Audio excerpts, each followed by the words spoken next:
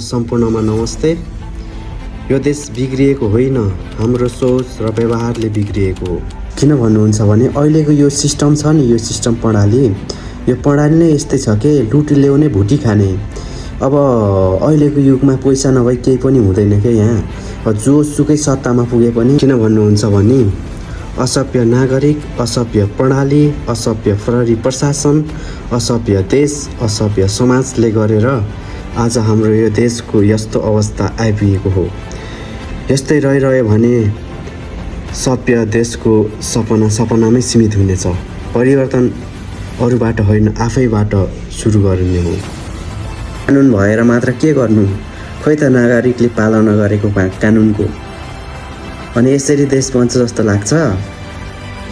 समाज लडेर पुरा देशमा हुलदुङ्गा मचाएर यसरी देश बन्छ? अनि कानुनको यो पुरै धज्जी उडाइराख्छन्, धज्जी।